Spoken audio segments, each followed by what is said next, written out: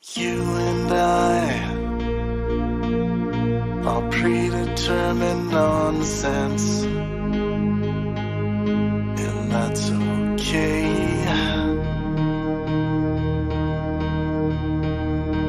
You and I have predetermined consequence, and that's okay. That's okay.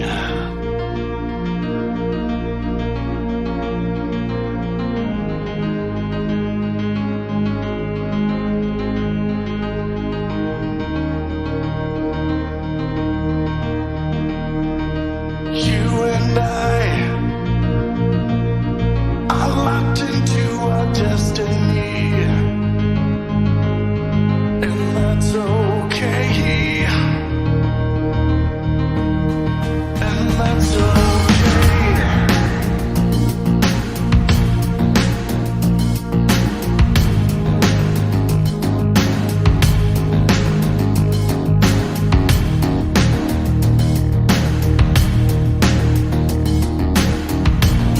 You gotta know what you want. You gotta know what you want. You gotta know what you want. Look out. You gotta know what you want. Look out. You gotta know what you want. You gotta know what you want. You and I, friends telling nonsense. You gotta, and that's okay. You gotta know what you want. Look out.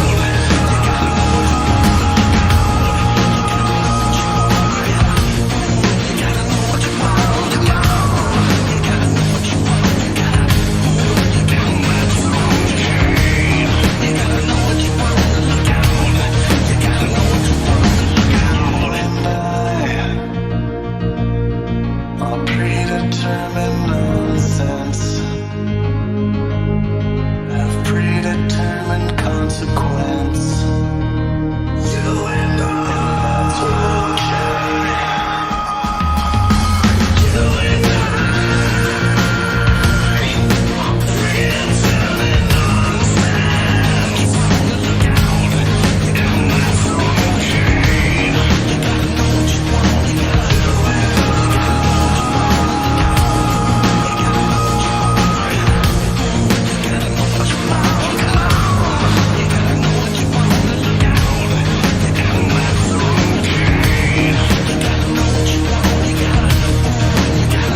want. You gotta know what you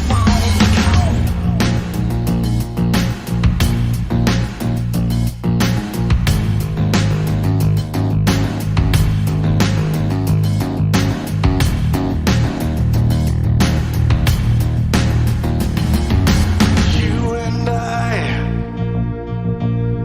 are locked into our destiny, and that's okay. And that's okay. You and I.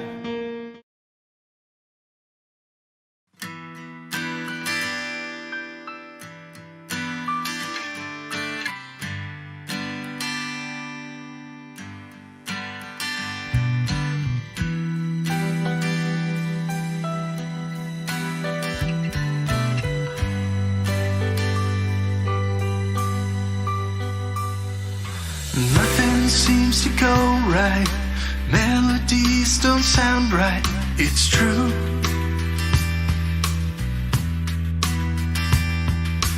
Days disappear. Shadows remain plainly clear. The door opens, and the fizzing in my beer slows. The door opens as it slows.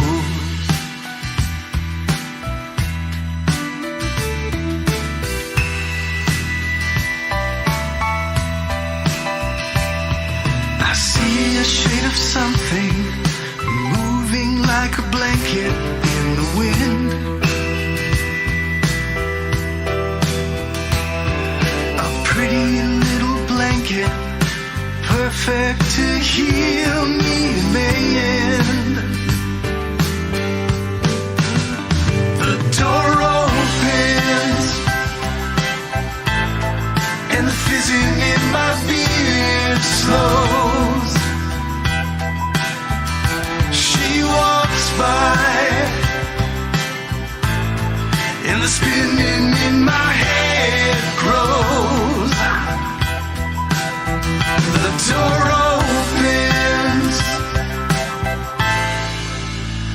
as it slows.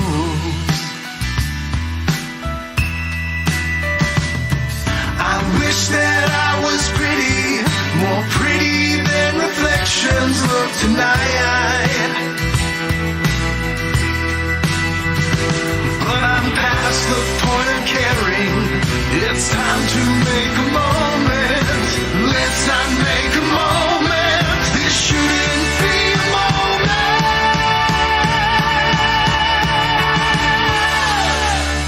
The door opens and the fizzing in my beer slows. She walks by, the spinning in my head grows.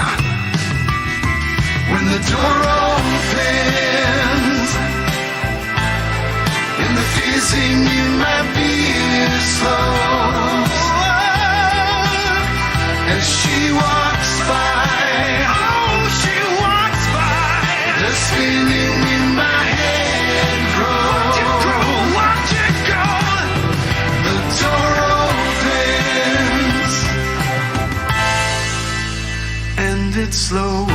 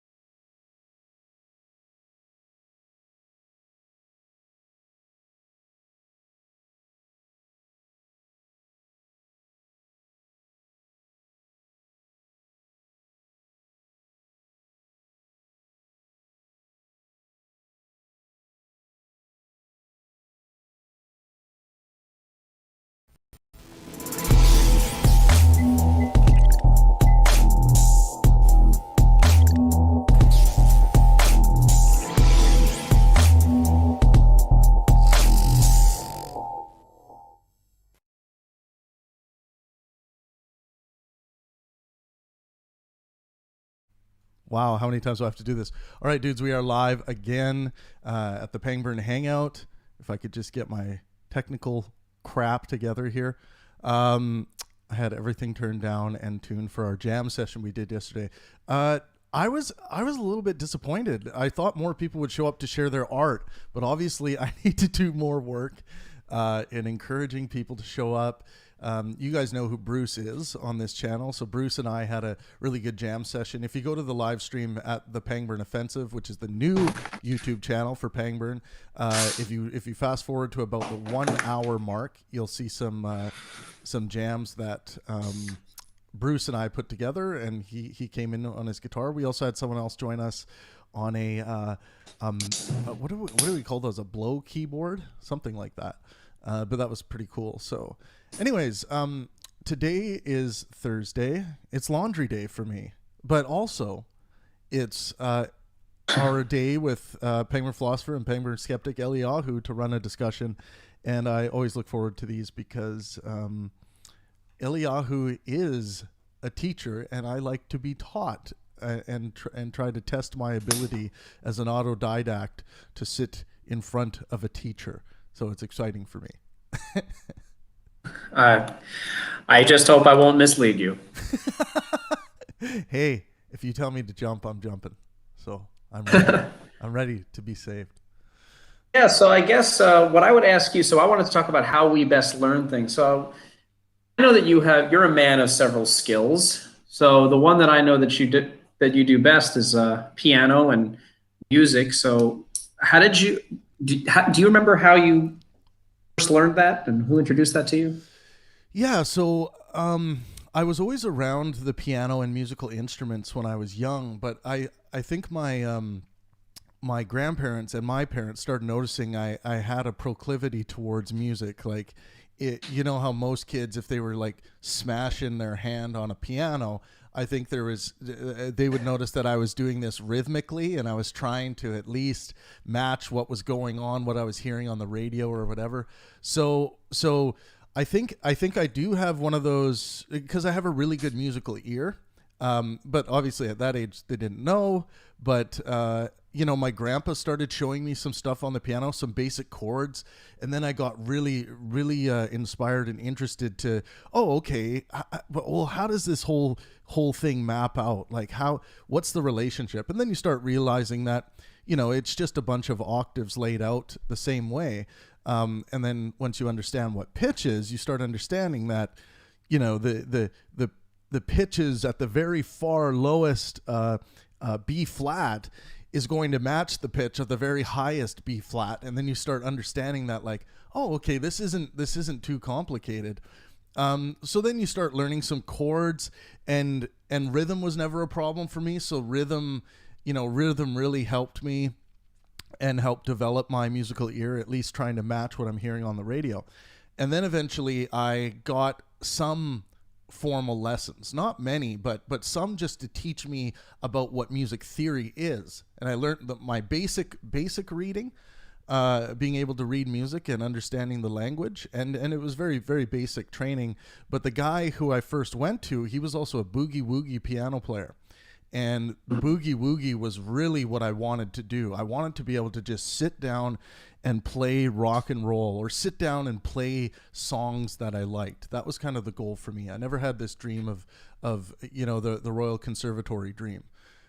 So that was kind of, that I always wanted to just be able to sit down at the thing and play something that made me feel good or made others feel good. And that was kind of the dream for me with music. And that's basically where I am now, where I can, and then writing music came into it. And then I also should say there was a little moment in time where my parents tried to put me in some lessons with someone who was more theory based. Her name was Audrey Bissett, a Christian opera singer, but also piano teacher. And I don't have the attention span for that. I never have been able to learn that way.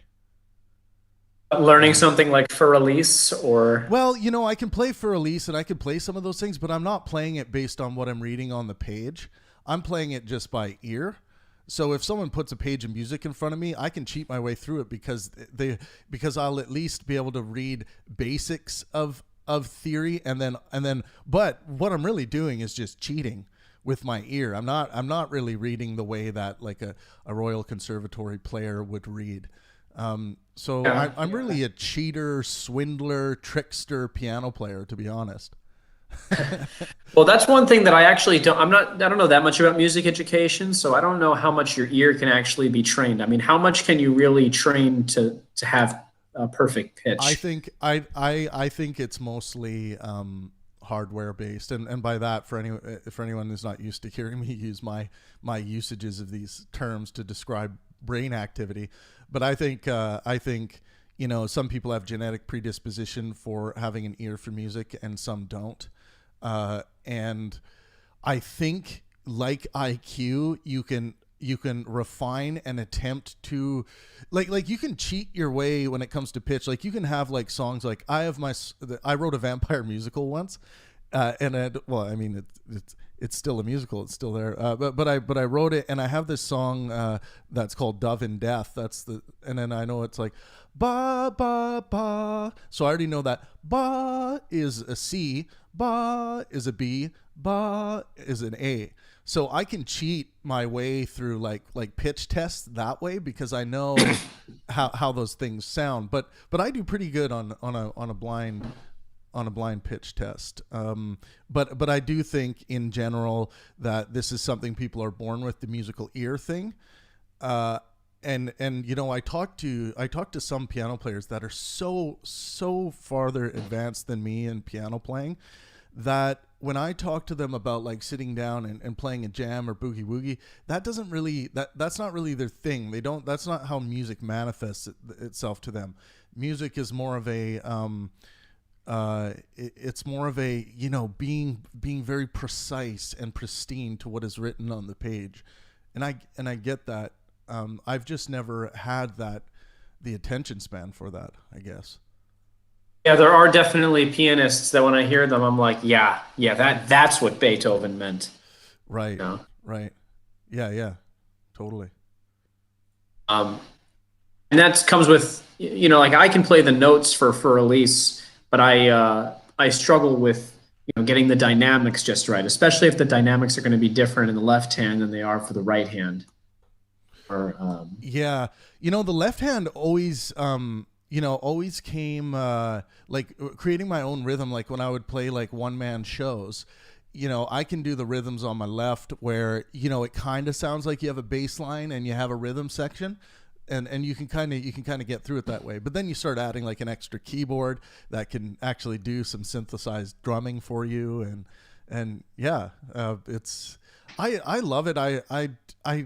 So, kind of as there's been a stage in my life where performing for others just didn't appeal to me at all. But I've noticed that as maybe I've gotten older, I love it when I can play something that people find some joy in, that people get some pleasure out of. And I went through this cynical period with my art where I just I felt like a monkey in a cage or something playing for people, and I don't know why. It's a very, very cynical feeling towards art through certain stages of my life. But I would say, and actually, this kind of correlates beautifully with once I got my mental health under control, then I started appreciating that more. So it's probably clinical depression that was driving that. oh, I didn't realize you had clinical depression. Oh yeah, yeah.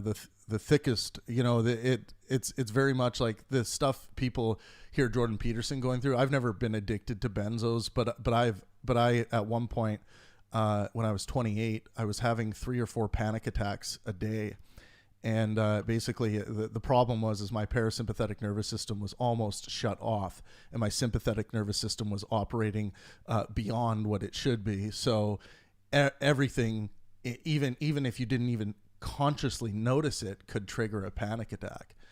So it was Now, what was very that? Was strong. that lack of sleep, your diet, your job? No, it was just like after going through like trials with 3 different neurologists. They were like your brain is working way too hard, and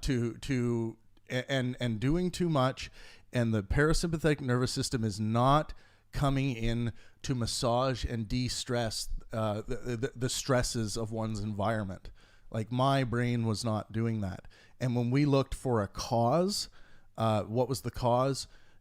Perhaps, and this was the theory, perhaps there was some past trauma that is fed into this, but ultimately in the end, the greatest theory going that was accepted was that you have, like, your body's been doing this forever, and it reached its critical mass point when you were 28. And what had happened is I had a really bad concussion on the ice. Me and a player kind of collided, and his shoulder went into my into my neck, and I got a whiplash concussion, a really bad one. And that is when I started experiencing my first panic attacks and stuff. And neurologists were like, yeah, well, that was the event where your body just said, okay, fuck this. This is what the floodgates are open, basically. So, yeah. Well, I'm glad that you recovered, or seem to have recovered. Yeah. Well, it's like, I think I live with like headache pain because that's the side effect of the antidepressant that really works well for my body. So, that's just something I have to live with. But things like, occasional cannabis use really helps with that, and it doesn't, affect my medication, which is great. So there's been some things, and yes, and remembering to exercise. Like exercise and diet are very important for people with clinical depression. Like you can be triggered into these really painful bouts of flare-ups of your depression just by eating the wrong thing. It's pretty crazy. Yeah, this is what I always quote Dr. Phil on this when he talks about when he talks about how multidimensional a lot of these illnesses can be, and they can have so many causes, and they can have really complex causes, but the solutions can often be very simple. The solution can often be just, hey, you change up your diet, or Yeah. get a different job, or leave that girl. Yeah. No, totally. Some people's version of this, like I would say I'm just maybe one step below how Jordan Peterson suffers. That's how I would describe for those Peterson fans out there. But it's one thing that him and I really connected on when we would have, our private conversations getting ready for events at dinner, things like that. Like, and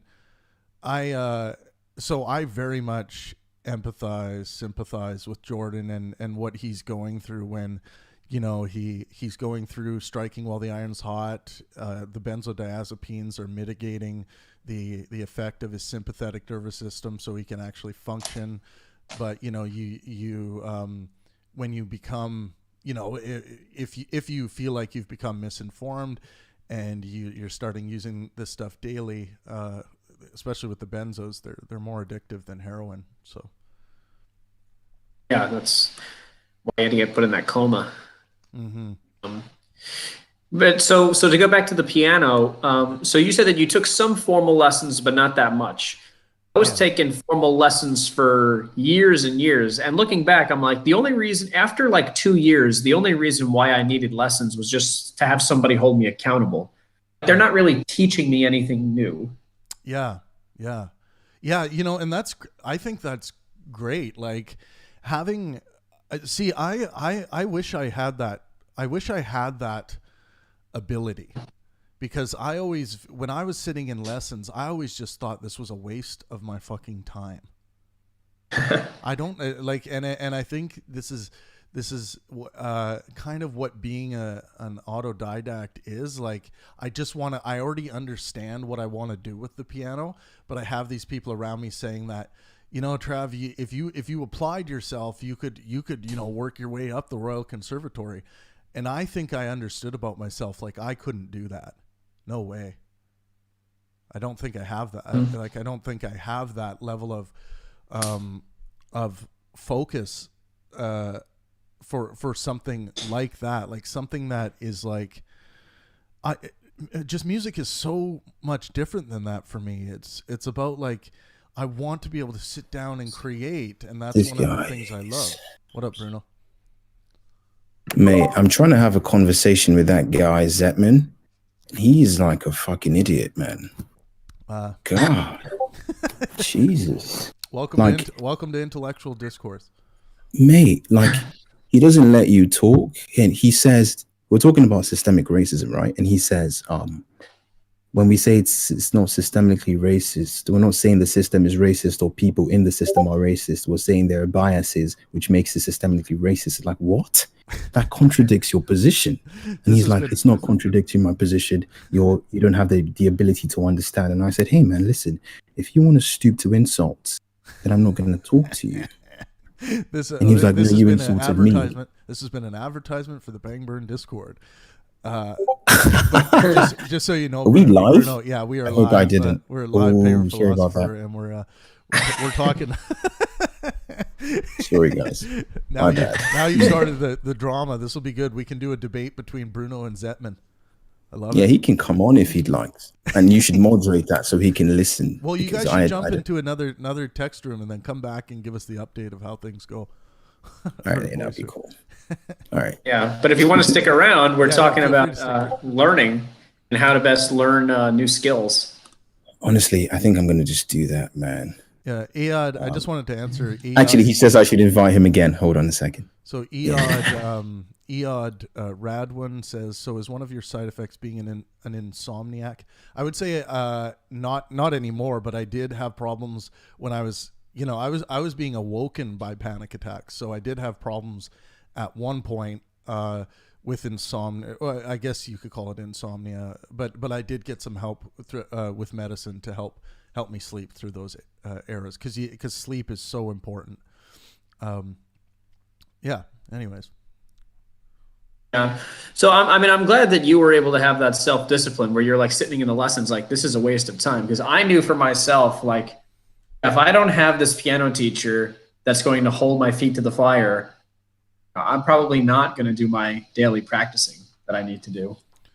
Yeah, and you know, I think I needed that too. Like, here's the thing about me is that I think I can remember me saying I don't want to go to lessons anymore, and my parents said you're going to lessons, and I think if I would have just gotten my way, perhaps I would have taught myself how to do what I'm doing now. But I think ultimately this would have been a net benefit to my learning.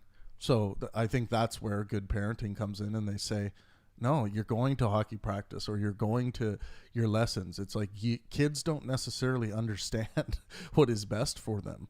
And this is why we need good parenting. Yeah. Then that's my other main passion, but is the how to get proper parenting. And I'm going to show everyone listening right now. I'm going to prove to everybody out there that peaceful parenting is the way to go. Fuck yeah, man. Everyone who scoffs and says that it's going to change when I become a parent, you may be right, but I think I'm going to show you what you can do when you speak to kids, you know, they're a peer almost. Yeah. That was like a different thing that I was going to bring up. I wanted to bring up in another conversation, like just how much should we include kids in the like decision-making process around the house? Fuck yeah, man. Oh yeah, that's another topic we should do. Yeah. Yeah, I love that stuff. Like when you give children, you know, the opportunity to weigh in on important family decisions, even if you're not like, even if they don't really understand the context of the situation or whatever, I think it's still good for child development to, you know, feel like your opinion is valued. Yeah.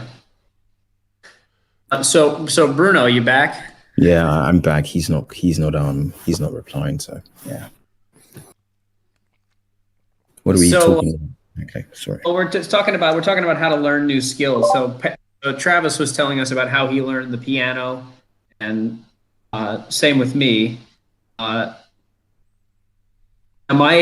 expertise is in math education, and I think I've mentioned this before, but my philosophy of math education stems from a guy named George Polya.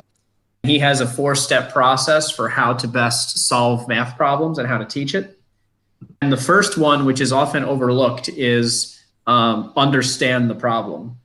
Right. It seems so obvious that you're like, well, how do I break that down more? So if I'm going to give a math problem to a group of students, I'm going to say, okay, well, first read through it and raise your hand if there is any word in this problem that you don't know the meaning of. So then we make a list of words that, like, if anyone doesn't know, and then if everyone claims to know every word, you know, I'll say, well, actually, there is this word here, coefficient. Everyone knows what the word coefficient means? Because sometimes it can be that they're too say that they don't know what the word coefficient is. Yeah. It's one of those things, you know, but you can't say. So if you have 2x, coefficient would be, is it x or 2? I can't remember now. I couldn't tell you off the top of my head. X is the variable, 2 is the coefficient. Coefficient, yeah. The variables and coefficient. Yeah, that's it right there. Yeah. The coefficient is the constant that you multiply the variable by. But the point is, so because I'm convinced that math is, and a lot of these disciplines, is a vocabulary game. So math is a lot of a matter of making sure that you understand all the words. So when they have questions, they can articulate it properly. So instead of asking, I've said this many times, instead of asking, well, how does that thing become that thing over there? Right. Or, you know, sometimes they'll just get so frustrated that they don't want to ask a question at all because they don't know the words. If they can say, why is that coefficient multiplied by the variable x. Why isn't the coefficient 4 multiplied by the variable x, right? It's very empowering. Right. I think that's a big part of the struggle here. I think the same thing applies probably in philosophy also. You know, Eliyahu, I think that's how skepticism comes into play when you're dealing with mathematics. Like you can ask series of questions, and it can really help you to learn. It's like when you start asking the why questions of like, well, why are we seeing 3x here? What is x representing, or why, you know, why do we actually, you know, do equations in a certain order, like bed mass? Why are we calculating in that order? Trying to understand the fundamental rulings behind numbers and behind equations. I think a lot of people are learning like equations at a time and kind of what they mean, but the fundamental process underneath them is missed. And if they took some time to learn the fundamental process underneath, then they're all of a sudden going to start seeing a lot more. They're going to start seeing the language in a way that makes more sense, I think, like reading it kind of like you would read English. Yeah. Well, I think go ahead, Bruno. Yeah, I would also like support that. I'd always go for the why and how questions with math. Right. For me, it's yeah. Sorry. Yeah, and you're right. For me, it's if you go into, this is a very like basic mathematical arithmetic. If you go into classes and you get taught 2 + 2 = 4, and you know you get in your examination that what's 2 + 2, it's 4, and most people don't know how you get to that sort of answer, and if they don't know how, they can't seem to sort of create variants to get the same answer. So for example, 1 + 3, 5 - 9. Okay, that's actually, well, whatever. You get what I'm saying. Yeah. So they can't seem to get variants to that answer. So they don't know the how and why. They just know the formula, and that's about it. Because that's one thing when I used to take physics, it was one of the things I noticed with my some of my colleagues. It was, you know, they couldn't sort of understand where it comes from and how it sort of originated. Right, and actually, Iad, I just wanted to mention someone in YouTube said Iad Radwin says break it into first principles, and yeah, that is a way to think about it. The first principles of mathematics. Yeah, I think it's funny that you said bed mass. I'm assuming that's the Canadian version of Pemdas, which is taught. Yes, it is. Yeah. Really, in Nigeria, it's called BODMAS. So just replace the O with the E with an O. Funny, isn't it? You know, and this is so funny because everyone's like, "Yeah, mathematics is universal." BODMAS, preposterous. Yeah, I don't like I actually don't like teaching that. Method. But this is why you have to what was I going to say? I always have to make sure that even if we're talking about the most basic things, they always have to justify anything they say. And this is a problem that a lot of teachers often have too. So if a teacher, if a teacher is teaching math and they're explaining that 5x + 2x is 7x, well, how do you get there? How do you know that, well, 5x + 2x, they just magically say a 7x without justifying it using some kind of property? And I think a lot of times even teachers are like, well, I mean, the book here says that, well, if it's the same variable, then we can just add them together. Right. You can break that down further and you say, well, that actually is a distributive property or something. Right. Which is like a more basic. Another thing that I would say is, what I like to do is give students an example of a problem to solve without teaching them the formal process. So like if I'm teaching them probability, I will say, okay, how many outcomes are there for one coin flip? I'll say 2, heads and tails. And then someone will usually say, oh, what about on the side? And I say, well, that's a good point, but we're just going to pretend that it can't land on its side here. Yeah. But that's a good, that's actually a good message to skeptics. Like when you have a proposition that it seemingly, it seems like, okay, we got one way or the other here. Try to use your skeptical foundation to jump into the realm of possibility, but understand that the realm of possibility is not in the realm of plausibility and probability. I think people fuck those realms up all the time, and they get confused to think that like the engagement in mathematics is engaging in all possible realms, but it's not really the application, or at least how we use it. Mm-hmm. Yeah. So if I tell them how many outcomes are there for one coin flip? 2, heads, tails. And then I say, well, what about 2 coin flips? And then it'll take them a second. They'll say, oh, there's 4 possibilities: heads, heads, heads, tails, tails, heads, and tails, tails. And then you go one step further and you say, what about 3 coin flips? And then you have half the students that expand that think they see a pattern, and they say, oh, 2, 4, 6. You have 3 coin flips, you have 6 possibilities, and that's the pattern. Right. And then the other half of the students who actually take the time to write out all the possibilities, like tails, heads, tails, heads, heads, tails, notice that there's 8. 2 times 2 is 4 times 2 is 8. Right. So trying to get them to see those patterns, and then you can introduce something to them called the counting principle, which is a formula that can allow you to always figure out how many outcomes there are. Right. And them to discover that. Yeah. I've never taught before, but if I were to teach, I would do exactly as you're doing, but I would start at the ground foundation of whatever we're learning. So we'd have an axiomatic presupposition to understand before we can build upon those sort of axiomatic presuppositions. So you can understand where every single thing, much like fractals, starts from somewhere, where every single thing is sort of coming from. It's much where I'd like to, Hey, there's a question from Iad. What do you guys think of the book, A Mind of Numbers? I'm not sure if I've heard of that. I'm just going to look that up. A Mind of Numbers. Actually, A Mind for Numbers? A Mind for Numbers, I think what they're getting at, by Barbara Oakley. Yeah, I actually haven't read it, but it was lent to me by somebody in this server, actually. Ah, interesting. I'd like what is it I'd like to take a look at about that. Numbers, but and exactly? and I must say, Krill, Iad, join us in Discord. Come and jump on the mic, even if you can only jump on for 10 minutes. I want to hear your guys' voices. We do a lot of we do daily discussions like this, and it would be nice to have your guys' input on the mic.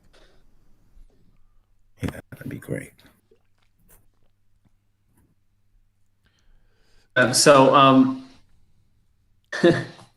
They always come into class with these stupid acronyms like PEMDAS, or like if they're dividing fractions, they'll have these stupid KCF, keep, change, flip. I don't know if you learned that when you learned how to divide fractions. Oh, yeah. KCL. Say that again. KCF, keep, change, flip.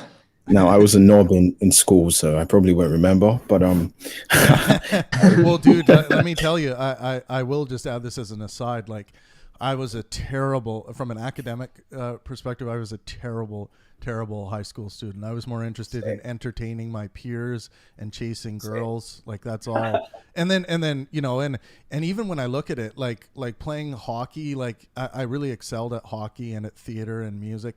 A lot of those things, what was driving me to excel at that age was that girls would be around when I was doing those things, and they would be interested in me because of my proclivity. So I think that was a huge driving force. Well, some things never change. I mean, Yeah. I myself am quite a monkey when the girls show up. Yeah. I hear you, man. Yeah. So what was that again? KCL something. KCF. So that's like if you're dividing 3 halves by 5/7 or something, or dividing any 2 fractions, you keep the first fraction the same, you change the division to a multiplication, and you flip the last fraction. Oh yeah, I know that, but I don't know that as KCF. But it's interesting. Yes, What is it's horrible. What does that stand for? KCF. Keep, change, flip. Yeah. Keep. Oh, okay. Keep changing. Okay. And what I'm trying I was thinking of KFC. You fat fuck. I was like KFC. KFC. How's it going, Barry? Hey, Bruce. Yeah, we won That eight. Bruce. What's up, The folks? whole- So, Bruce, when you were in school, when you were in math class, do you remember learning something called PEMDAS? Mm-hmm. Yep. So in Canada, apparently they call it bed mass. Yeah. Why? Well, it's What does the B stand for? brackets. I'm assuming it's brackets, yeah, Yeah. instead of parentheses. Yeah. What, So what the so heck it's is the D same- then? Division? Yeah. Division. Yeah. Yeah. Well, what do you guys call division again? Division. D. Yeah, it's the same. What's Oh, the okay. difference? Is it? It's is just the P, M? I think, isn't it? But that would mean the M and the D are switched. Yeah, this is why I don't like teaching it, because it's not always necessarily true, because the Yeah, it is a in the general multiplication and division. What's the multiplication- full? So PEMDAS is parentheses, exponent, multiplication, division, addition, subtraction, and it's the order of operations. So if you have Yeah. a long expression, it's like, what do you do first? So you do what's in parentheses first, then you deal with it. Any exponents, then you do multiplication, and so on. But for the multiplication and division, you always do whatever comes first as you're reading from left to right. So even though in the acronym M comes first in PEMDAS, you can do division first if it appears first as you read from left to right. I just posted 2 links to the differences, well, or to what they mean, 2 images to show Bruno what we're talking about. That's wild. But wait a second. So this is where I got out of math. Where's the situation where multiplication and division? I guess no. Now that you say that, I think I remember them saying it was like left to right, so it could be division, it could be multiplication, right? Yeah. It could So be you either do or. as you're reading from left to right, but there's a way that this is not becomes such an issue anymore. Is most math societies nowadays have said that we are not supposed to use the obelisk division symbol, which is the one that you probably are used to using in elementary school. What's the dot line dot? Yeah. And that usually produces a lot of ambiguity in these types of situations. But usually now they say, if you're going to talk about division, you should just use one solid fraction bar. Yeah. I mean, that's true in programming for sure. Like in programming, whenever you're dealing with division, you're typically dealing with remainders. And in expressions in programming, you're going to see just a division bar. But that's typically how that's written in almost all coding. Is Tito like that on YouTube. Tito, I'm shoveling shit while listening. He must be What on a does farm or something. that mean? He's on a farm or he's a plumber. Shoveling human shit. I wonder if it's human shit. What does that Oh, mean? maybe worse than sewage, dude. Human? Yeah. Question. He could be cleaning out that's why I said plumbing. Like he could be cleaning out a mess, backed up septic or something. Ooh. Or he's a horse farmer. But yeah, I could see the slash. But the problem with using the division slash is there might be a case where it's ambiguous when it can look like a 1 or a 7 as a kid. You really need to, like, because their handwriting is so bad, you really need to show, you know what I mean? And there's also like just the line between, like, you're not writing the dots, you actually have a fraction written, because it's 3/5, divide that, and find the remainders or whatever. So I don't know, man. I mean, to me, why would they? It seems like splitting hairs to start saying we need to start teaching this with a different symbol. I don't know. Well, because the thing is, once you get to high school and really middle school, you almost never see this dot line dot used. That's true. It pretty much always becomes, like you said, even in programming, it's always a fraction bar. Yeah. Yeah. It's a lot cleaner that way. Just an update on the shit scenario. Tito says my doggy, and then I say must be a huge dog, haha, and he's like monster shit. Oh, he's like picking up. I see. All right. He's picking up his dog shit. Yeah. Well, that's something. I think divine intervention is new. Yo. Subdivine. Divine. Divine, let us hear that divine voice. talk with us. That's it's a good song by Taking Back Sunday, actually. Bruce, Well, I just wanted to say we actually had a pretty good jam going on that one little improvised tune at around the 1 hour mark. I'll clip that out because okay, cool. That was pretty good. It's really hard for me to tell. I need to go back and listen to it. Yeah. So a question. What's Divine? Is he not talking? Oh, okay. A question for Eliyahu from YouTube. What's your thoughts on the Finnish education system? I don't know what they mean by that. I don't think they've started yet, let alone finish. No, I'm kidding. Wait, what? Did he ask what your thoughts are about the Finnish? So, Finland? Finnish I people? think it's Finland.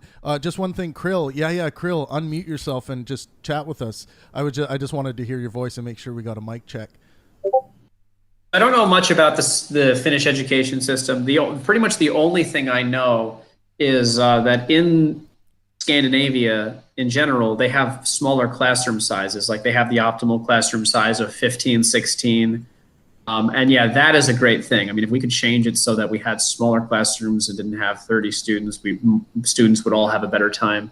But beyond that, I don't really know the specifics of it. Couldn't you see a future where we have like large class format virtually, and then people invest into a tutor situation when needed, maybe once or twice a week? You know what I mean? With smaller class. That's what I did. Kind of like what happens in college. Well, I'm surprised. I'm kind of surprised to hear you say that, because I thought that you were pretty skeptical about having like kids in front of a screen learning. Oh, I'm not saying I like it. I'm saying this considering where we are. You know what I mean? Yeah, Divine, we can hear you, man. Thanks for coming by. Can you hear us, Divine? Yeah, we can hear you. We can hear you. Well, I think just maybe he's got some problems. Yeah, Divine. Whenever you want to jump into the conversation, feel free to. Yeah, so I mean, I could see that. I just don't want. I don't. If we were going to do that, going through puberty over here. If we were going to do that, if we were to do that, I wouldn't want to spend like the equivalent of a school day in front of a screen, right? We've got 7 hours at school. Maybe we could cut that to 2 hours in front of the screen. Well, I mean, if I'm honest about what happens at my home with the homeschool sort of thing, we have like a couple of videos we watch, right? It's actually related to math. So the curriculum that we have doesn't have any videos, with the exception of like a movie kind of thing. But math is actually taught via a video, and then we implement it ourselves as parents. So it's sort of the same concept. We can hear you. Yeah, we can hear you, Divine. He just left. Oh, no, So I guess it's pretty stupid to say we can hear you if you can't hear us.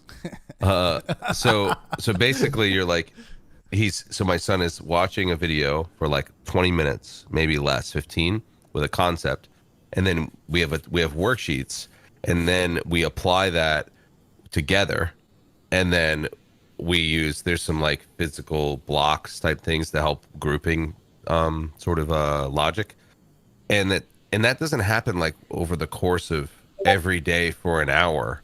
It's like 20 minutes, and then we'll do it again for 20 minutes. And like we even do it on Sundays or Saturdays. So it's just more like every day, not intensive once a week, you know. And there is some screen time involved there, but it's very minimal. So I think that's useful, man. I don't know. I think this whole like box of the time, it's just because of schedules that we do that. You know, people are at work all day, you know. There's sports in the evening. Like you have to put things into a schedule. So yeah, but it's also it's good for the kids. It's good for the kids to have a rigorous like schedule where they know what's going to happen and they have a routine. Yeah, we definitely have that, but it does flex a bit as to what we do when we do it. But there is a ton, like in the morning, evening, midday, like we have very specific things that we're going to do, but what happens during those times is pretty flexible. I wonder, have you ever heard of Math UC? You've also said that your son is very bright though, right? I don't know if you It's true. He's pretty he's pretty uncommon, and I think as far as that's concerned. I was wondering if you've ever heard of. I don't know where to post this link. I'll post it here. These guys are. It's really good, and it's sort of Common Core. I don't think so. It's different than I remember learning math. Oh, you got the blocks here. Yeah, my son picks it up really well. They do everything based on 10. It's sort of their units, they call them. It's an interesting way to go because you're basically, it's really arduous at first, but you're getting good at recognizing patterns of 10 so that you can do math quite fast eventually. And then you think logically about grouping, So yeah, it would be an absolutely horrible thing to do, but as an experiment, I'd be interested in raising my kid to learn in base 12 or something like. Bruce, that would be I just weird. wanted to mention, Bruce, there's some shout outs for you. Bruce is the King by Tito Tito. Yes, he is by Dave S. Eod says Bruce is a good dad, man, and Tito says wish I had a dad like this, man. Well, thanks, guys. I'll be 34 this month, and we have another baby coming any day. So I sure hope they say the same thing when they're his age. Yeah. But math is like, I get on my wife a little bit because she does like 90% of the schoolwork, right? And I'm like, how much math are we doing today? Why aren't we doing more math? But then I'll watch my son and I'll do the math with him. I'm like, oh, he's got this. But part of me wonders sometimes, like, should we be doing a crap ton more so that he's like genius level by the time he's 10 years old? But I don't know if that's useful. I don't know if that's a good thing to want for my son or not, because I think it could be a crutch, or not a crutch, but a disability. If you're that inclined at a young age, it could be hard later in life. He would need an environment where he could, for lack of a better phrase, show off his skills. Yeah, and that's hard. How are you going to do that? Because you're not putting him in a public school anytime soon. But is there some kind of classroom environment that you could place him in where he would excel or be with like-minded? Well, it's hard. We do the homeschool co-op thing, and some of the kids are bright, but they're morons compared to him. I hate to say it. Like, they're in his age group, they are just, he didn't even want to play with him. But he gets in this weird spot where he's like, so he's 7. He wants to hang with like 9 and 10-year-olds because they can intellectually converse, but they don't want to play with him because he's 7. So because he's got an innocence about him at 7 that the 10-year-olds or 9-year-olds don't have, but he's got the smarts of them, right? As far as intellectually, he can hang with them and make puns and jokes and goof and all these fun games and logic. But maturity wise, he's 7. So it's a really hard, and it would be only worse in public school. That would be much worse. Yeah. I guess maybe if you expand the radius, though, a little bit, you could find other 7-year-olds that were like him, right? I mean, I guess it's pretty tough. Yeah, we might have to take a trip. We might have to find a trip. Yeah, it might be something that we consider. We have talked about it going forward. Yeah. What up, Tristan? Hey, guys. Welcome. You could raise your children to refer to colors incorrectly, is what Alex said. The grass is red, the sky is orange. Good thing fixing that down the road. Yeah, I know. Yeah, exactly. Well, that's what the reason why I brought that up about base 12 is I wouldn't be teaching them anything incorrect. Right? I mean, they could solve all the same math problems in base 12. It would just be very impractical. Oh, man. Good God.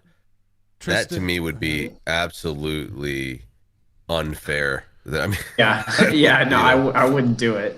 Tristan, what are your? Oh, he went away. Never mind. Iad Radwan said that, like, do you think homeschooling is better for children from age 5 to 12 with a better outcome for future generations? They could be free and creative.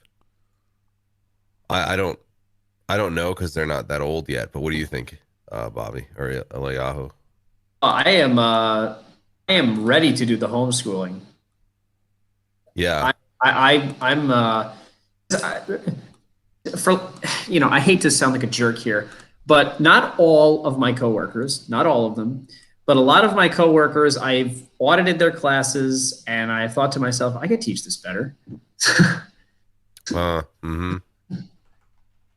You know, it's hard to teach, man. I've done like a couple of career days where they're like, "Hey, try and tell the kids, in high school what you do for a living."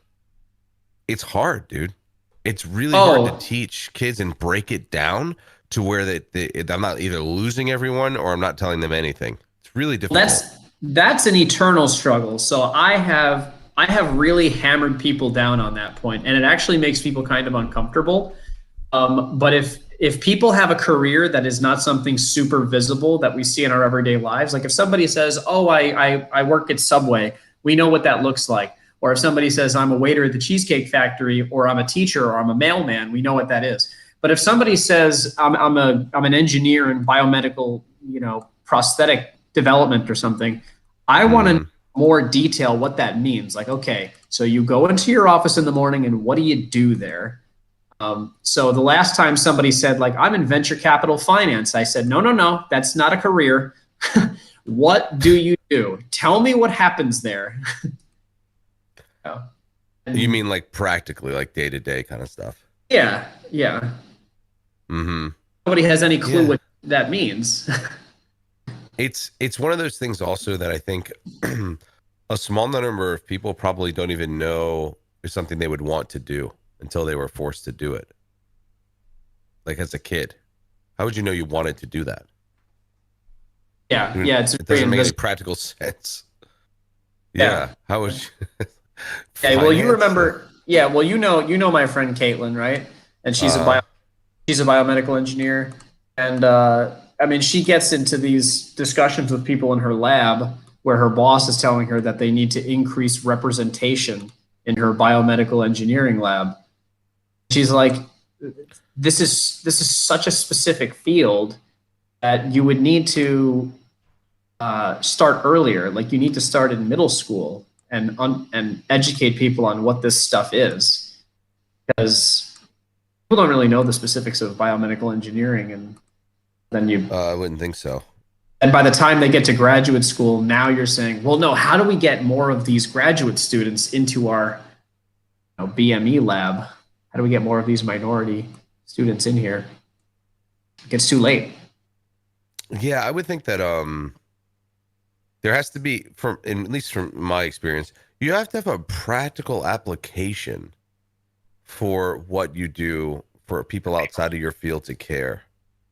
And almost everyone can portray how it responds or how it relates to practical applications, but in some high sciences, it's quite difficult. I would think and same with finance. Very hard to see how that trickles down to the everyday practical, problem solving person. You know, Well, math is an easy one, but yeah. Well, I'll ask you. So, because you do a lot of coding, how did you learn that? on my own. And how? Uh, it took a long time. I'm still learning. Like, so one thing is I have a disadvantage because I didn't go to college for this. So I didn't have the foundational stuff that I think a lot of programmers have coming out of college, which is like fundamentals in C programming and logic. But what I do have is real world life experience. So I know how things run and work. It just takes me longer sometimes to do the logic portion because it's not something I do every day and not something that I had a fundamental understanding of as a young age. But I just learned on my own. Like I said, I have a problem. I need to set forth in a way to solve that problem. And then I started researching and asking questions of people that were older than me or more experienced, and like slowly learning this skill. Took a long How time. old were you?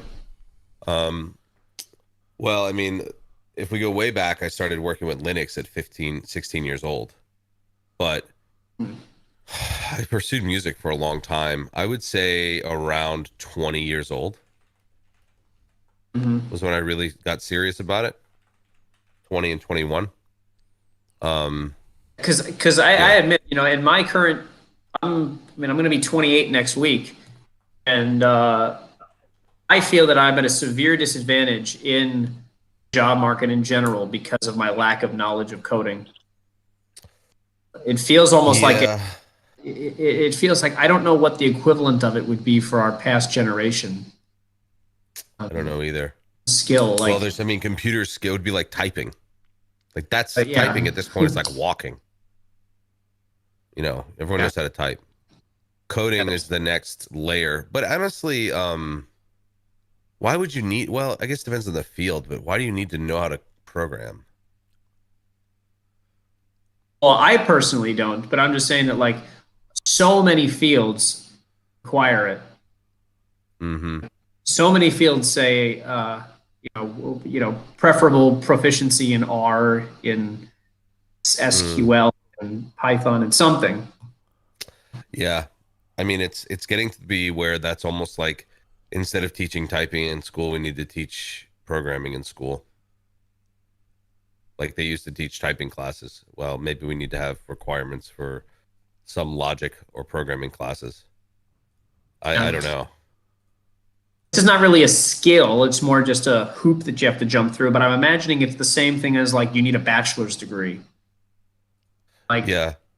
I was saying that like the oversaturation of bachelor's degrees would lead to a world where you need a bachelor's degree to be like a server at an upscale restaurant. Right.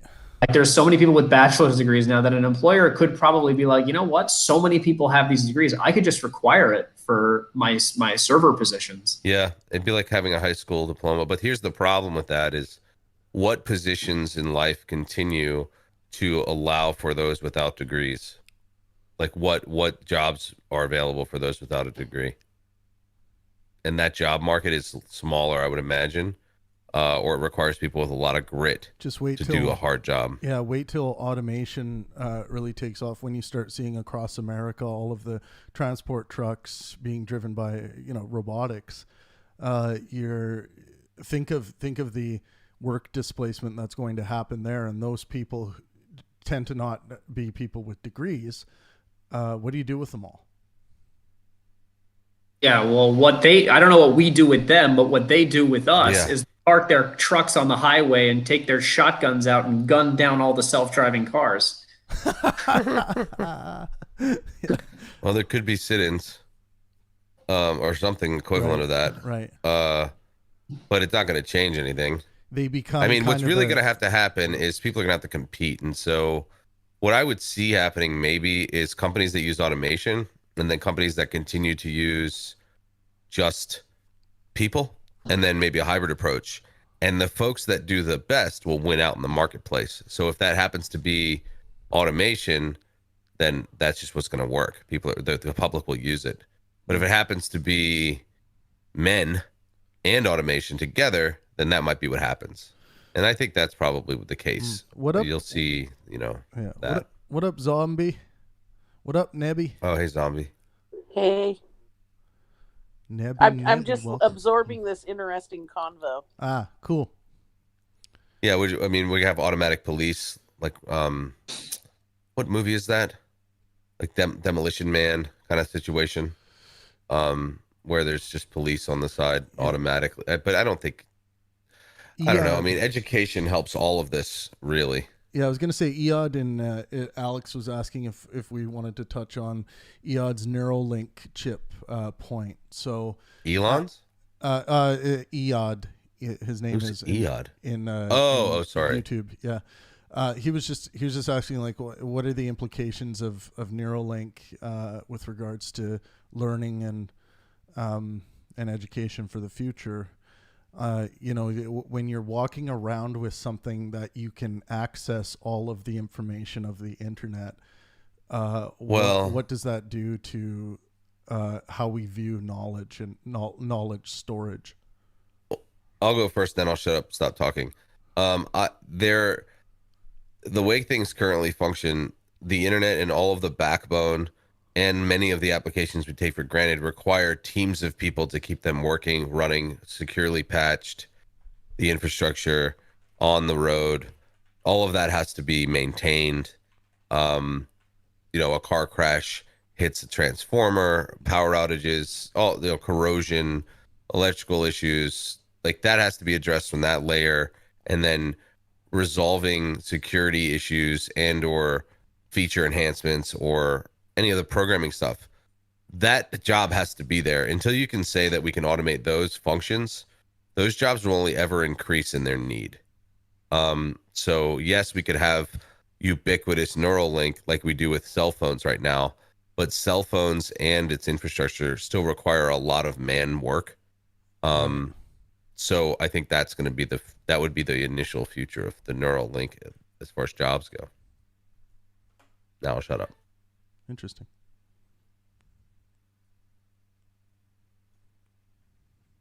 What do you think, Bobby?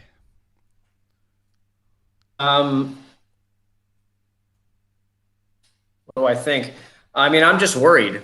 I'm quite worried about the future of work Yeah. and this job apocalypse that's going to happen. Yeah, it's going to be brutal. It's going to, there needs to be planning and a transition plan, much like the implications of climate change. It's nothing that people should worry about or freak out about. I think we should just not leave it to the last minute with this thing. And I think when people start seeing the first government approved large transport trucks driving around by themselves, no more labor bill for the company, that's really going to light a fire under people's asses and saying, well, we have to do so. Because it looks like humanity, they need to get a taste of it before they really do something. Yeah, the point I made all the time is that you are already trusting a computer when you drive a car. Of course, yeah. Because when you steer a car, it's not like you're actually turning the wheels. The car is interacting with a computer that's turning the wheels. Right. So if you say that steering. you want to trust right, so if you're saying that you don't trust a computer, it's like, well, you already are. Yeah, when you sit on a plane, you're trusting a computer. You're not trusting this pilot's ability to last resort, they can take control if they need to, but you hope that they don't. Well, I think this is where the philosophical discussion starts to get interesting around, so for instance, people that are consumed with materialism or material, that kind of goes away a bit when you're talking about most things in life being automated. So then you have to find meaning outside of material, which is a difficult conversation to have for people whose lives are consumed with meaning based in the material. How do you manifest meaning outside of material? Right, and I think this is why it's important for people to have those internal dialogues and external dialogues about how they actually evaluate those things outside of the material world. Their moral foundation. Yeah, but that you can. Yes, I would say, there's your foundation. But when you no longer have to do a thing to make your point in the material world, what then do you have? Yeah, that's the question. You have your, and a lot of people don't. A lot of people make this mistake to not engage with their presuppositions enough, just so that they understand, and are able to communicate with themselves and try to be logically consistent with that.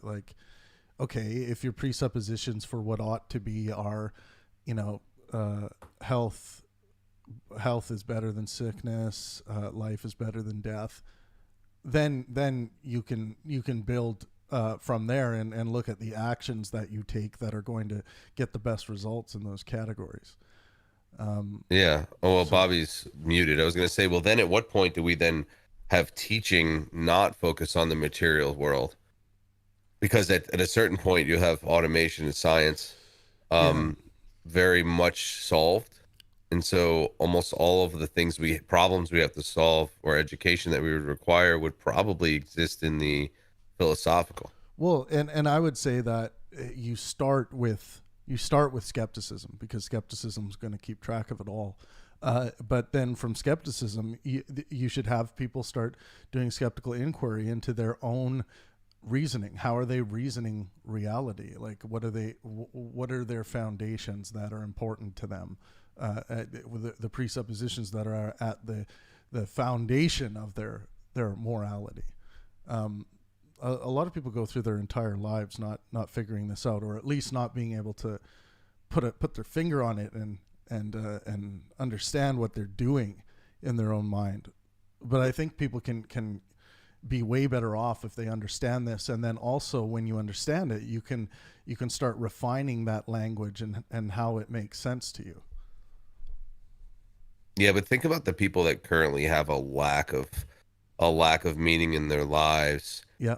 And the only thing they can currently do is contribute physically to a society that requires them or needs them. Yeah. What do they then do? I'm convinced, Bruce, that it's not a lack of meaning. I think it's a lack of inspiration. A lack of having things that gets their ass off the couch, gets their ass out of their parents' basement. Well, that's what I'm saying as well. Yeah. Because the material world or getting things done becomes very difficult to convince somebody of if it's all being done for you. Well, this is why it's important for people, I think, to build an individual foundation that includes, inspirational meters in the scientific and artistic realm that are operating at full, and that can't be squashed simply by a robot taking over your job. Yeah, but I would say that like the scientific inquiry becomes less interesting to people once there's no longer a need to solve those problems. Well, when I say scientific inspiration, I mean things like going camping and being out in nature and going hiking and exploring and traveling. Like, I include that stuff. There is some crossover with artistic inspiration there, but I include that act of discovery, that act. So would it be out. possible, what you're saying, is it possible then you think for once all of life's works, material works, become banal because they're done by something else who cares, that's already taken care of, right? Would we then regress back to caring about what's not provided in the material, such as nature itself or meaning in metaphysics? Because there would be no need to engage the material world as much because it's already worked for you. It's already created without you having to work for it. Well, and this is why you want to avoid that kind of regression, I think. And what you want to do is be progressive and get ahead of the game when it comes to what inspires you, or else if your inspirations are based on material things alone and not experiences, you're going to find yourself in a material world when the materials are put together and brought to you without without very much effort. You're going to find yourself, if your inspirational meters are just based in that, you're going to find yourself having a hard time getting up and doing things or being there for others. And that's why also that those inspirational meters need to come and mix within your moral foundation, because your moral foundation is also going to look at, okay, what are the presuppositions here? Okay, my life is preferable to death. Am I pursuing life right now, or am I on a track to death? And wellness is preferential to sickness. Am I pursuing wellness right now? And I'm not talking about the wellness of some person coming along and saying this ghost makes me well, the stuff in the hospital. So am I pursuing wellness? Can I actually make that argument to myself? And the problem is that some people, like, who have faith-based approaches to this, that's the thing I worry about. When there's no level of where anything they could literally justify as, like, oh, well, I have faith that this is going to work out, this decision I just made, and I know it's all part of a grand plan. And I'm like, well, I don't think that's very helpful. If it's kind of just like a self-righteous yeah, but it doesn't really. thing. It's helpful if you have no material world to then care about. Yes, that is true. And that's what I'm talking about. Sure. And then I would say if you're not caring about the material world, you're going to find yourself probably in a nihilistic toilet bowl. Well, it would be one or the other. It would be that, or it would be the extreme spiritual metaphysical. I would think you would be in one of the other camps. And that's the fear, I think. It's like, are we in nihilism, which is unfortunate and maybe the truth, or are we in the metaphysical all the time? Because the material is no longer no longer requires our attention because there is no need to improve it because it's improved. What does the rest of the room think about what Bruce just said about the metaphysical and the importance of it? And I think that he's saying a lot of this from his, dare I say, ivory tower vantage point, because he's a man who already has everything he could want in the material world. No, that's not true. I'm actually anticipating more than what I currently have. There's a lot more in the material world. I'm talking about like the automation in world. I don't think I've achieved. Well, that's not true. I have achieved everything materialistically, but once, just imagine. Here's a good point, actually. Once you do achieve those things materially, then you start getting meaning outside of that, or you implode and get nihilistic. And what I'm saying is, put everyone in my spot then from birth, with the material world being completely automated and perpetually in motion with no real need for intervention. Then what?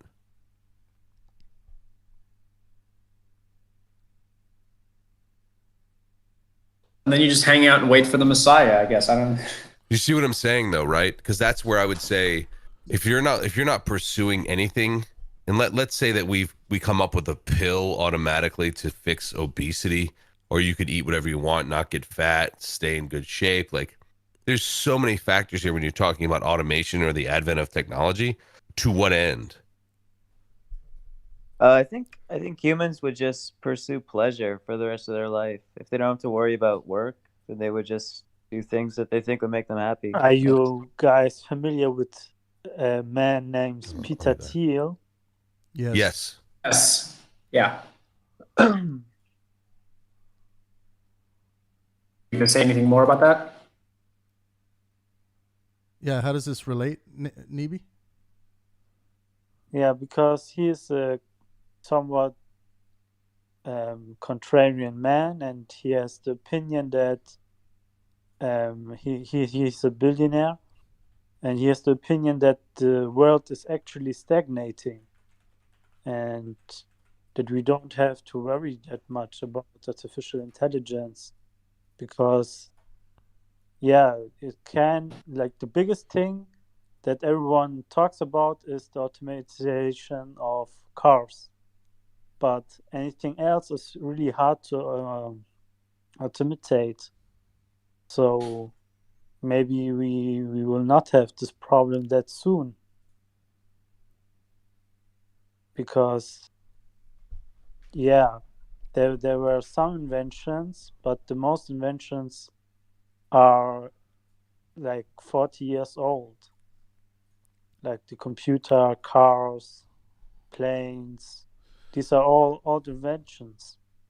The biggest is computer. Okay, that is okay, but outside of the world of bits, there is not much improvement. We are traveling with subways that are 100 years or 200 years old. There is no invention in architecture, no invention there in, like, there are so many illnesses that are not cured, and they are not they like, there are new pills, but they are not really cured, and the rate of the new pills are that are coming out are not that much. So in medicine, there is not much improvement. So the overall point is just that there is not, that the world is actually stagnating, and the biggest thing that is in artificial intelligence is the automatization of cars. That, it's like Google propaganda. Like, they say how many years they say that they will bring it out, but it's more difficult in actual life, and we will see. I think I agree with that. I mean, just look at how stagnant space exploration is since the 1960s. I mean, people thought we'd be, to Mars 30 years Oh, later. Tristan, I couldn't disagree more. Like when you look at the imagery and the discovery, how we've expanded ourselves with with Hubble and everything we've done to like discover potential, planets that are potentially in that honeymoon zone for life. I think I disagree. I know that going to the moon is an exciting thing, but we could put a radio station on the moon and build buildings right now if we wanted to. There's just there just it isn't. We're not quite there yet, but I wouldn't say that means that things have slowed down or become stagnant. I think that it's really the opposite. I mean, I agree with what Nibi was saying a little bit on the stagnation, because I feel like um, we're always going to need the human element. Like, we should be using, artificial intelligence and voice biometrics and all of that stuff, and image um, I mean, there's just so much stuff that's going on, but it it needs to continue to be improved, and you need people, because we have all of these slight nuances that I don't know if we can actually train anything to be as unique as humans. So even though we're making all these efficiencies, there's still so much work to be moved forward that needs to be more efficient and streamlined, that I don't know if we'll ever fully even get rid of, people to be working jobs like driving a truck. Like, there's always going to have to be people involved, because what's going to happen is trucks are flying down the road, from wherever, I-5, California, heading to Seattle, and what is going to happen? They're a target. Sorry, there's always a criminal element. So if they think that they've got trucks full of televisions or whatever else, and there's no human, and they know how to tap into systems to remove the cameras and sensors that say that the truck has stopped moving, you're going to lose loads of very expensive product, because there will always be criminals. I think there is an element of that, but that's also, if you build these trucks like tanks and not able to hack into them, like all the self-driving cars right now, it's possible to do that with them, but it just doesn't happen because the coding and algorithms are too strong. There's just not a way to. They're gonna tap in and code that car or that vehicle to come right to them. I think Like, the amount of people that will do that, it's very small. I don't know if that's really a big issue, big picture.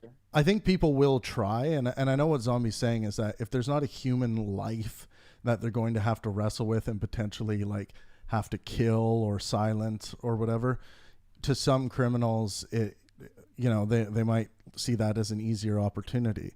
But this idea of tapping in and controlling the system is not very easy, and I think with all the self-driving vehicles we have right now, we actually trust the technology enough, like it's been approved, government approved, that people are getting driven around right now all the time. Right, and I get that, but the criminal element looks for low risk, high income. Sure. And that's exactly what that will be. Like shooting out the tires of this thing, this truck, and that's just has a robot inside, and you're not worried about like killing someone inside. And then you have to build technology like that can protect against that, like wheel guards or super strong treaded tires or something like that. Well, and then at what point does it become more expensive to do all of these safeguards versus having a human that's getting paid $15 an hour or whatever they get paid to drive a truck. Well, I think once you solve these issues we're talking about, it's like when there's no labor bill, like labor is just for companies, it's really their big thing, right? It's so if you can eliminate that, it's going to open up a lot of opportunities for them, I think. Yeah, I mean there's going to be a point where the cost benefit is not going to probably work out. It is what my thought is. Right. So I'm also skeptical of the Neuralink thing. So the subject of today is how to learn best, right? Yeah. Yeah. Yeah. Like how to. Then I would start with sleeping 8 hours. With what? Sorry? To sleep 8 hours. That's the best way to learn. To sleep 8 hours and to repetition and chunking. Yeah, so sleeping 8 hours isn't gonna. It's not gonna apply like how to think properly, or give you knowledge. So sleeping itself, like sleeping is important for well-being, but I don't know how you're trying to relate that to learning. No, I mean the old school way of learning. Like repetition, sleeping well, like if you and reading. Yeah. And testing yourself, the old school way, how you learn in school. Mm-hmm.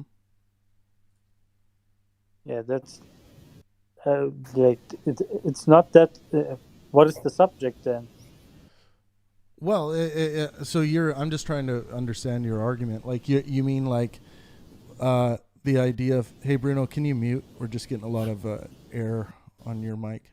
So you're just saying like, repetition before sleeping is a good way to solidify information in the brain. Is that kind of what you're getting at? I think he's also saying cognitively it's easier to learn if your brain's working more. Oh, yeah. Working better. Yeah, definitely. Okay. Yeah. Okay. Now this is becoming clear. Yeah. Cause one thing I will say, like I used to perform like in Shakespeare productions, and learning dialogue before bed was a really good way to learn the text and to solidify it. So I do get that point too. So sleep and taking in information before sleep, and also the effect that good amount of rest has on our mind is definitely needs to be taken seriously. Yes, and there is also a difference between like remembering and pulling the like testing yourself. Like it is you have to solidify your learning. If you just read it, it's not as good as testing yourself what you read. Like for instance, there is a text and you have to learn it, okay, and the most of the people just read it again and again and again, and they don't test themselves, like putting it away and then pulling the information right off their brain, like what sticks to it. That's the real test of your memory, because most of the people think just through reading it sticks to your brain, but it really doesn't. No, yeah, you do have to do more than just you do have to understand meaning and the systems, and that's very important. And skepticism clears all that up for you, because skepticism will lead you to question and continue to question anything within that system. And I think through the line of questioning, you're going to find a much deeper fundamental understanding of what system you're dealing with.